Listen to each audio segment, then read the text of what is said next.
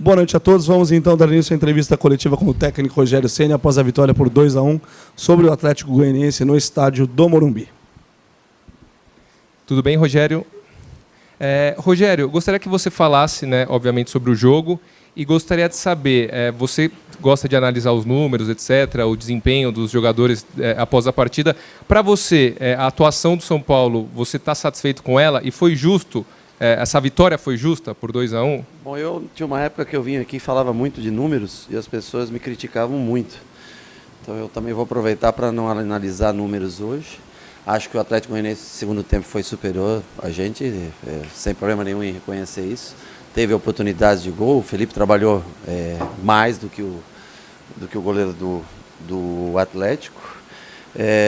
Eu estou satisfeito com o resultado por ainda poder estar brigando por uma vaga em Copa Libertadores. Eu acho que tem que ser valorizado o ano como um todo, esses jogadores ainda conseguirem, depois de uma derrota em uma final, conseguir estar disputando, tentando colocar o São Paulo na Copa Libertadores. E se for analisar somente os 90 minutos, eu acho que, até no primeiro tempo, acho que foi um jogo mais para o São Paulo, teve mais oportunidades, mas no segundo tempo, infelizmente, nós não conseguimos manter o ritmo do primeiro, caímos, o Atlético foi superior a gente no segundo tempo. Rogério, o Atlético no começo da partida, até com essas chances melhores do São Paulo no primeiro tempo, mesmo assim o Atlético estava bem postado lá atrás, né? Uma linha de 5, William Maranhão fazendo como um terceiro zagueiro ali, e mesmo assim o São Paulo conseguindo criar.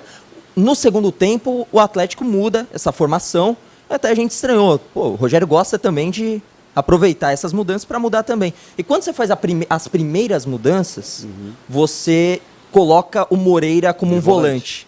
Queria que você falasse um pouquinho dessa mudança, o que você pensou que o Moreira pudesse fazer, se já tem um treinamento. Queria que você explicasse um pouquinho essa mudança em específico. O Moreira já jogou comigo por dentro algumas vezes.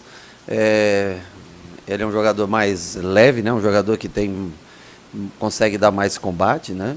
Nós voltamos para uma linha de 4 nesse momento da alteração. O Colorado já estava cansado e sentiu as costas.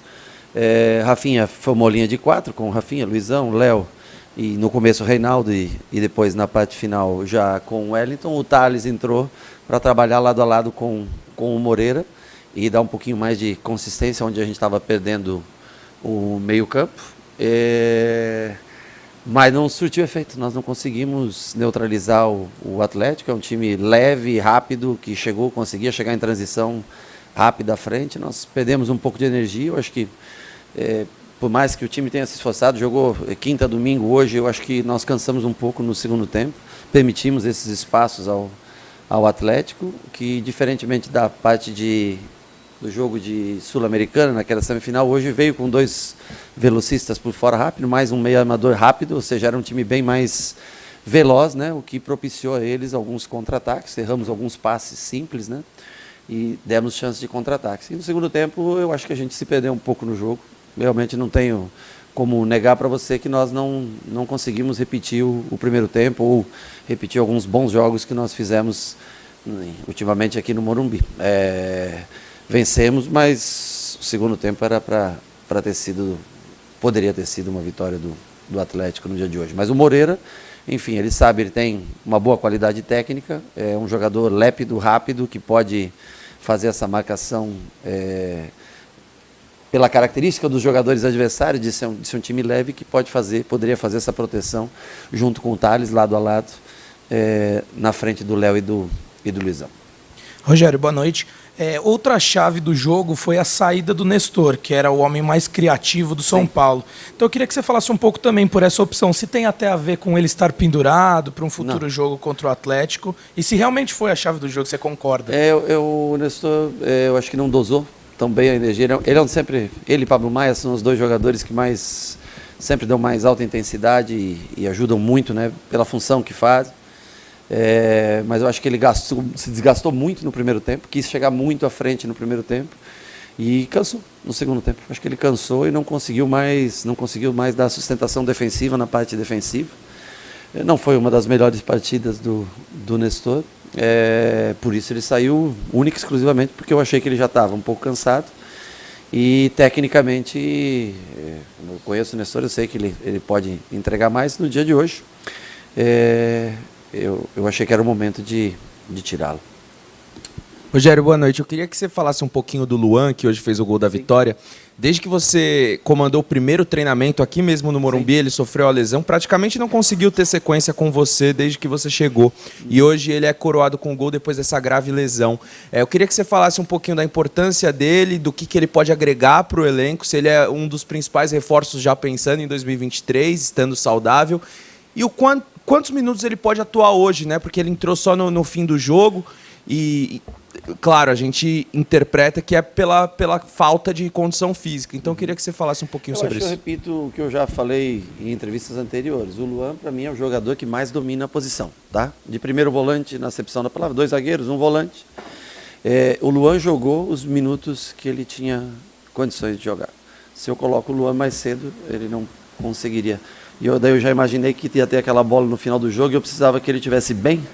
E aí, eu como um treinador visionário, imaginei, vou colocar o Luan aqueles 15 minutos que ele vai fazer o gol da vitória. Então, assim, o Luan jogou o tempo que ele tinha condições de jogar. Eu sei que as pessoas, é uma brincadeira, claro, eu sei que as pessoas querem o Luan, eu também quero o Luan mais tempo dentro de campo. É uma coisa que vai depender dele. É uma coisa que vai depender dele no dia a dia.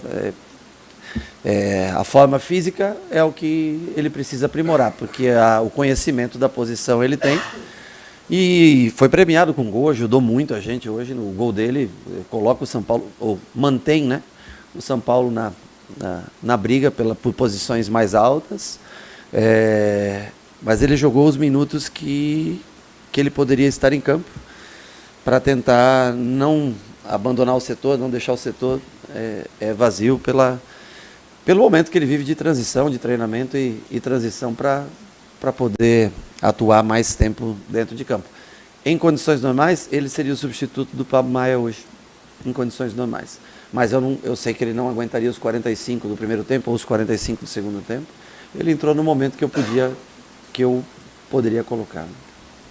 Rogério, até em cima disso, eu ia perguntar outra coisa, mas aqui essa tua fala acabou gerando um gancho. O Atlético Goianiense é um time que sofria muito bolas aéreas, o time que mais sofre gols de bola aéreas, e o São Paulo é o time que mais faz gols de bola aérea no campeonato. O Colorado, a intenção era por causa disso também, pela estrutura? Não, porque o Pablo não é um exímio cabeceador e praticamente a única substituição foi o Colorado em função de detrimento ao Pablo, que tomou o 3º cartão amarelo. Nós já jogamos com times mais baixos, até nosso time mais baixo, contra outros adversários e conseguimos nos portar bem. Porque o Colorado, numa condição física, ele está um pouco superior ao Luan e por isso que é a opção. A parte física, ela, nessa função principalmente, eu acho que no geral, como um todo, mas nessa função conta mais, por isso ele iniciou a partida jogando e porque o Neves está machucado, o Pablo suspenso, eu faria uma improvisação na função, podia trazer um outro jogador para fazer essa função, ou escolhia o Colorado ou o Luan. O Luan ficou para a parte que eu achei que ele teria condições de entregar o que ele podia para o time nos minutos que ele tinha em campo. E o Colorado ficou mais tempo justamente por isso, porque vem treinando sem lesão mais tempo, vem treinando com a gente e começou jogando, não foi essencialmente pela altura mesmo, porque por mais alto que o Colorado seja, o ponto forte dele não é o jogo aéreo.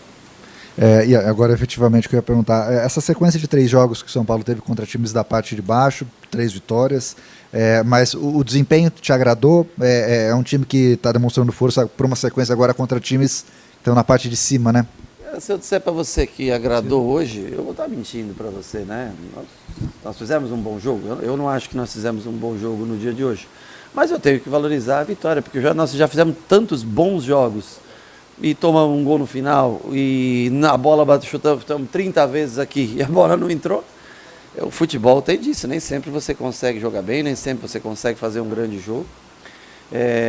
Alguns jogadores vêm de lesão, alguns jogadores machucados, outros voltando, como o caso do Moreira, que fez uma cirurgia, como o caso do Luan, que fez uma cirurgia, e como tantos jogadores que estão recomeçando. Ainda não tem vários jogadores que não conseguem hoje ainda jogar 90 minutos completos. Isso faz com que a gente não tenha rodado tanto o elenco nos últimos jogos, né? Nós vamos enfrentar o Atlético Mineiro, que é um time que está à nossa frente, e nós precisamos da vitória aqui no Morumbi. É um time que no começo do ano era favorito ao título brasileiro, um dos favoritos ao título brasileiro. Está numa mesma briga que a gente, tentando Libertadores. Vai ser um jogo difícil. Agora, eu não digo que o São Paulo entra sem chances de vencer, assim como tem dificuldades para enfrentar o Juventude. Venceu, teve dificuldades hoje contra o Atlético Goianiense. O Atlético Goianiense que também acho que há de se valorizar, vinha de 5 resultados bons, né? E inclusive também contra times que estão lá em cima na tabela. O próprio Palmeiras vinha de um empate. Ou seja, deve ter algo bom, o time deve ter para incomodar tanto os adversários nessa reta final de campeonato. Rogério, sobre isso até, né, nessa sequência então com Atlético, Inter e Fluminense, o Theo Felipe Alves dizia, o São Paulo está jogando no limite dele, por todas as lesões que tem, pelo elenco e pelas faltas que tem. Você espera novidades para os próximos jogos, jogadores que estão voltando, você acha que podem voltar? E o São Paulo tem que, talvez, pensando na força dos próximos adversários, dar um salto a mais, dar um patamar acima? Para ganhar e conseguir a classificação, tem que jogar nós temos que render mais. Nós temos que jogar mais do que nós jogamos, especialmente no segundo tempo de hoje. Isso eu concordo com você. Com relação à volta, tem o Pablo, que foi suspenso e eu acho que mostra a força física que ele tem no meio campo para tomar conta desse meio campo. Acho difícil, Diego, Igor Vinícius também acho difícil. Neves, difícil. Nicão, acho que todos acredito que não. Quem poderia estar hoje aqui, que eu queria trazer hoje para o jogo, era o Arboleda. Só que quando eu fiz a lista, fazia tanto tempo que a gente não tinha 6 estrangeiros disponíveis, que eu fiz a lista e eu esqueci que eu tinha que cortar um estrangeiro. Como ele está voltando, e é muito importante, eu acho que ele sempre foi um cara muito, ao menos com a gente aqui, né, sempre foi um cara muito ponta firme, e eu sei da necessidade dele de ir para uma Copa do Mundo. Eu queria tê-lo no banco no dia de hoje, para ele se adaptar, se ambientar. Já faz alguns meses, né, que o Arboleda não joga, né? Então o que pode ter de presença é o Arboleda na próxima partida, ao menos no banco, junto com o time, ele já está treinando bem melhor. E o Pablo Maia. Mas fora isso, eu acho muito difícil, né? Acho muito difícil. Quem? O Alisson. Não. Não. Boa noite, Rogério. Rodrigo Fragoso aqui, TNT Esportes. Rogério, futebol ele costuma nos deixar marcas positivas, marcas negativas, lembranças, histórias. Deixar marcas, né? Todas, né? E hoje, certamente, o Luan sai com uma lembrança muito positiva para o resto da vida aqui pelo gol que marcou. Queria que você lembrasse as tuas histórias semelhantes à do Luan hoje, que você viveu aqui no Morumbi, de gols nos últimos minutos. Quais são as lembranças que você tem de gols nos últimos minutos, de catarse no Morumbi? O que te lembra um gol desse do Luan? Puta vida, cara, alguns jogos, né? Teve jogos de Campeonato Brasileiro também, como esse, né? Que não dão título, mas que são importantes para caminhadas, que André Dias, uma vez, vocês não gostam, Figueirense, quem que era de cabeça no final do jogo. Tem vários gols de último lance, último minuto, e que são importantes. Agora o dele faltava, eu olhei no cronômetro, acho que faltava 32 segundos quando ele chutou, né, para acabar o jogo. Então tem um valor muito especial porque nos mantém na briga, né? E o futebol é feito de lances como esse mesmo, o adversário estando no momento melhor do jogo, né? Nós colocamos o Wellington pelo aquele lado porque nós já não conseguíamos mais render pelo meio, não conseguíamos construir mais pelo meio, infelizmente. E já o Wellington já era mesmo para fazer essa jogada, colocando um segundo centroavante para tentar fazer o gol, que era o Éder, junto com o Calé. E o Luan estava ali, no rebote, na posição. Tenho certeza que para ele é uma noite especial, para o torcedor são paulino sai feliz com uma vitória daqui. E a gente reconhece que o segundo tempo foi muito abaixo do que a gente está acostumado a jogar. E gols, sempre tem gol especial. Eu já faz tanto tempo que eu não jogo que eu já passo a esquecer, minha memória já não é mais das melhores, né? Já faz 7 anos que tudo acabou dentro do campo. Mas é legal ver garotos novos fazendo sempre, né? Eu lembro do Marquinhos fazendo aquele gol contra o Santo André, também no último minuto aqui, Campeonato Paulista, da onde a gente ressurgiu. E gols assim são importantes. Caleri fazendo um gol de bicicleta também no Paulista, também no último minuto, ganhando o jogo. essa é a emoção do futebol, que mesmo numa noite ruim, ele dá a possibilidade de conseguir uma vitória. Rogério, boa noite. Queria falar um pouquinho com você sobre base. O São Paulo venceu o Corinthians hoje, né, no Sub-20 por 2-1, mas não foi o suficiente para chegar à final do Campeonato Paulista. Eu cheguei a conversar recentemente com o Alex, e ele falava muito da dificuldade física do time, que é um time que sofre. E eu queria ouvir de você, que já teve do lado como jogador de atletas que subiram da base e agora como treinador, observando também esses jogadores. Por que você acha que existe essa questão física que é tão diferente nessa base do São Paulo em comparação com outros clubes? Eu não sei qual é o processo exato usado, tá, na captação, né, desses jogadores. Apesar que tem jogadores pequenininhos e talentosos lá, né? Isso é inegável, né? De bom drible, normalmente os menos. É que o problema é que nós temos na grande maioria. O único que era mais alto e que tem muito talento e que eu já preferi segurar no profissional foi o Rodriguinho. Que eu quero trabalhar porque, não sei se mas no futuro, né? É um jogador que eu vejo que ele esguio mais alto, é um meia nato de construção. Eu acho que está tentando evoluir nessa parte física, em participação no jogo, né? Agora, não é pelo tamanho que o jogador não possa chegar no profissional. Mas, por exemplo, você tem que ter defensores altos, tentar ter um volante alto. Isso ajuda muito a gente na composição do time em defesa de bola aérea, em jogo aéreo ofensivo, né? Isso ajuda bastante. Hoje a gente jogou com 3 zagueiros, por exemplo. O Rafinha não é um cara tão alto, apesar de ter um bom tempo de bola pela altura dele, ajudar bastante. Mas quando você forma, né, bons defensores altos, que tem bom cabeceio, um primeiro volante alto, isso ajuda muito, né, na hora de você formatar uma equipe, porque você pode enfrentar times que jogam muito em função da bola aérea, né? E isso, quando você tem isso desde a sua base, né, jogadores tem que ter o pontinha baixinho, o cara que dribla, tem que ter o 10 habilidoso, mas tem que ter um 9 com boa estatura, proteção, tem que ter um 9 de velocidade. Eu não sei qual é o processo usado na base, mas eu também noto que fisicamente eu vejo que é um time relativamente pequeno, como um todo, como uma média, né? Uma média é um time pequeno, o time da base, com bons jogadores talentosos que tem drible, tem mais que nessa idade, na parte física, quando se encontram, faz bastante diferença. Boa noite, Rogério. A gente ouviu alguns torcedores hoje, ali no Morumbi, ali fora, e eles passaram muito um sentimento de ressentimento. A torcida, a gente sente ressentida. E eles falaram muito do time estar em dívida com essas pessoas. O São Paulo, que tinha a maior média de público da história no Morumbi, mais de 10 jogos com 30 mil, vem agora 2 jogos, um com 14 e um com 16 mil. Tá falhando, né? Não, tranquilo. Tranquilo, é que você deu uma acelerada aí que eu...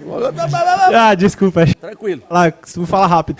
Mas queria saber de você, o que você espera para o próximo jogo contra o Atlético Mineiro no Morumbi em relação à torcida? E se você sente um pouco que realmente, apesar de um ano competitivo, há uma dívida em relação à torcida? Acho que há 10 anos. Acho que há 10 anos o São Paulo, em tese, tem dívida com o seu torcedor. Não é uma coisa de agora que o São Paulo está em dívida, né? Nós poderíamos ter pagado parcela dessa dívida com um título, né? Então nós não conseguimos pagar a nossa parcela, continuamos em dívida, acho que tem razão o torcedor. O clube está em dívida para com ele, né? E eu acho que foi um ano bem especial de presença de público aqui. Eu fazia muito tempo que eu não vi o Morumbi com tanta gente em tantos jogos, sabe? Então o torcedor, ele foi, eu acho que até o seu limite para apoiar o time. Ele contava muito com o título esse ano, apesar de que o futebol por gols como esse de hoje, a gente na emoção, na lógica, não era assim no começo do ano, mas a possibilidade existiu e ele compareceu, incentivou. E o torcedor de clube que não vence há anos, ou que não tem conseguido vencer há anos, ele está sempre com esse sentimento. E ele tem razão. Independente dele não saiba exatamente tudo, como caminha dentro, em todos os aspectos, o que ele quer ver? O título. Ele quer ver o seu filho botar a camisa do seu time, fazer ele cada vez mais São Paulino, ver conquistas, e nós não conseguimos entregar a conquista para ele, para esse torcedor. Então eu entendo esse ressentimento, eu entendo perfeitamente, mas nós precisamos caminhar, nós não podemos parar no jogo que nós não ganhamos. Nós temos que tentar continuar conseguindo vitórias e levando o São Paulo a voltar a jogar a principal competição. Seria importante, eu acho que isso também é um orgulho para o torcedor. E depois tentar montar um time que seja competitivo para tentar trabalhar dentro dessa Copa Libertadores. Agora, São 4 jogos, são 12 pontos para disputar. Tem o Fortaleza 2 atrás, o Atlético junto com o melhor saldo. Todos, aliás, têm mais vitórias que a gente, né? O Atlético Paranaense agora, acho que entra na briga, né? Com um ponto a mais. Botafogo, que vem bem, jogou um belíssimo jogo contra o Bragantino, também está ali na briga. Pode ser que tenha mais algum outro que suba. Mas são esses 4, 5 times aí que vão brigar por... Se existir a 7ª e a 8ª vaga, vão estar brigando. Então ainda... você tem chance de não estar presente na Libertadores. Então, por isso que é tão importante a presença no torcedor. A gente conta com ele na terça-feira, sabe do ressentimento, da tristeza, de como fica essa cicatriz de não poder entregar a parte do que a gente deve, do que o clube deve, conquistando um título esse ano. Mas o torcedor, ele precisa estar junto da gente. Ele é muito importante. Pra você ter uma ideia, com 50 e poucas mil pessoas, o jogo que nós fizemos com o Atlético Goianiense, hoje com... Quanto você falou? 16? 17? 16? 17? Então, assim, para você ver o quanto é importante, até para motivar os jogadores, mesmo a gente estando, sabendo que está em dívida e que tem esse ressentimento que é completamente compreensível do torcedor. Cerramos então.